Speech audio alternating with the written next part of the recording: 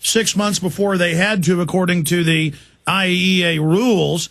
And so hoax after hoax by the same globalist that have brought us WMDs in Iraq. Yeah, Alex, we have to be just a trifle careful here.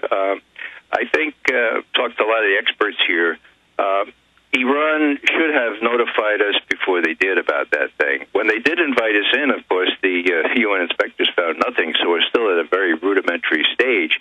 But one has to remember that there are certain obligations the Iranians have not lived up to, and you know, people have been saying to me, well, did Iran ever try to do a nuclear weapon? Well, hell yes. You know, let's realize that up until the fall of 2003, they spent almost 2 decades working on a nuclear weapon. So well, Ray, I'm certainly no fan of Iran. I'm not a fan of any of these governments around the world. They're almost always run by corrupt oligarchies or these different regimes. My issue is I don't want World War III to start there in the Middle East and Central Asia. And we really appreciate you coming on and breaking down all these different angles today. And we certainly hope that war isn't launched in the spring or the summer. We'll talk to you again soon. Thanks for the time. Most welcome. All right, there goes Ray McGovern. Now, for the balance of this hour,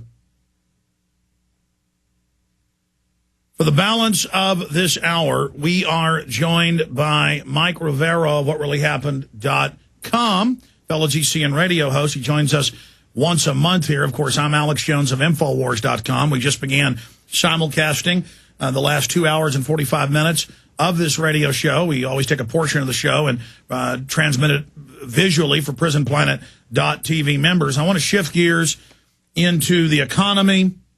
I want to get into the burgeoning police state, the attack on the internet, and a host of other issues with Mike Rivero. But in the balance of this short segment, since we were just talking about Senator Kerry going over to Israel this week saying, please don't launch an attack on Iran. We have the military saying they don't want to do it, but most of the newspapers pushing it. I do want to get Mike Rivero's take on what's happening in the Middle East right now. Mike Rivero, thanks for joining us. Thank you for having me there, Alex. And my take on the Middle East is, as you point out, we have a group of individuals in the United States and in Israel who want yet another war on Israel's enemies. They're still pushing as hard as they can. About 2 weeks ago, leading up to the Olympics, there was this huge, renewed propaganda effort to try and convince America that Iran is some kind of a threat to us. They didn't get any traction with that, and they've kind of backed off. Then we were hearing about how Israel might just go ahead and attack Iran without the permission of the United States.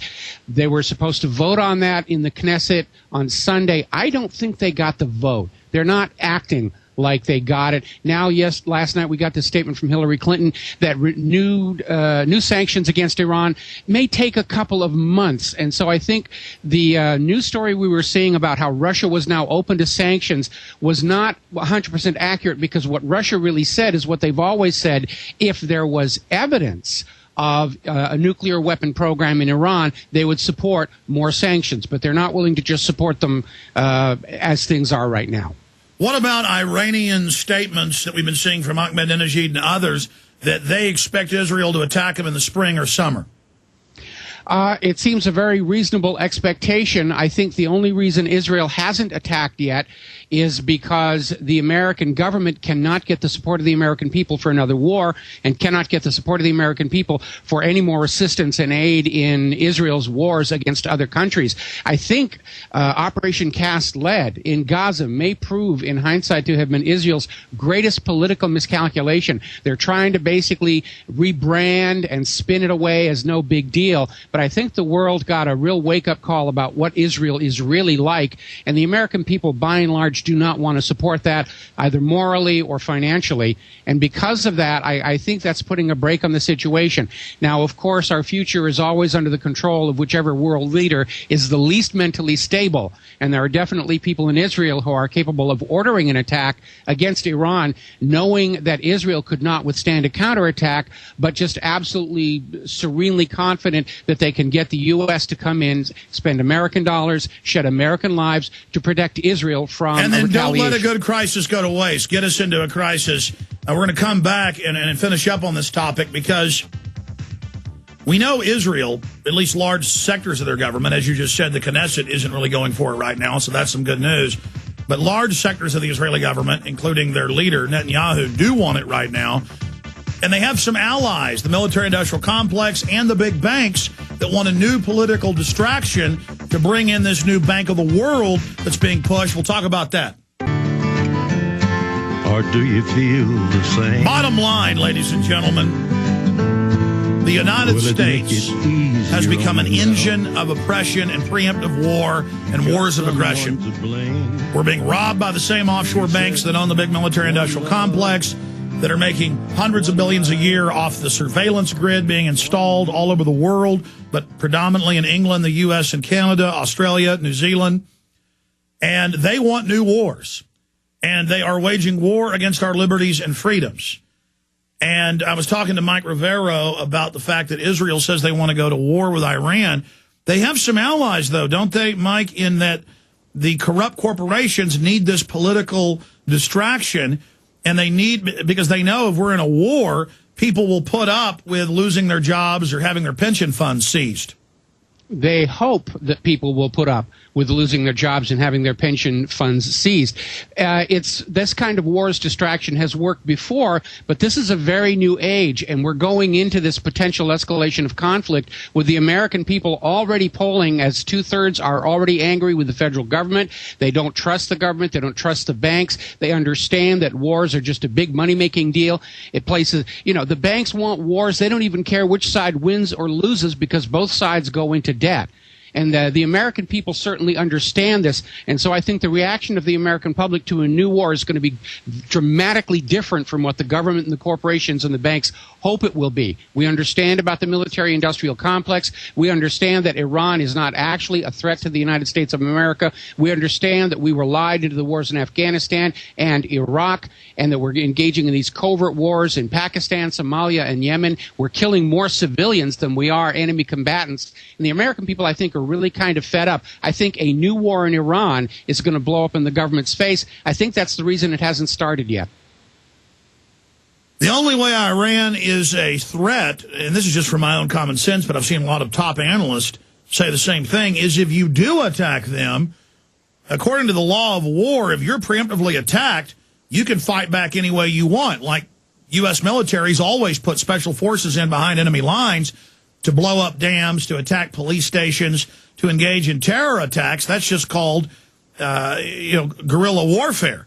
But then the media has said if Iran so much as fires anti-aircraft guns at Israeli or U.S. jets while they're bombing them, that's an act of terror. I mean, this is mass mental illness, where anyone who buys into this is basically the equivalent of saying anyone who raised a hand against Hitler was bad, or anyone who raised a hand against Stalin was bad, that you don't have a right to raise your hand against an aggressor. Yeah, it's the how dare you fight back at us kind of situation. And, or as Eddie Izzard would say, are they allowed to do that kind of mentality? And it is. I mean, we're waging war on all these countries.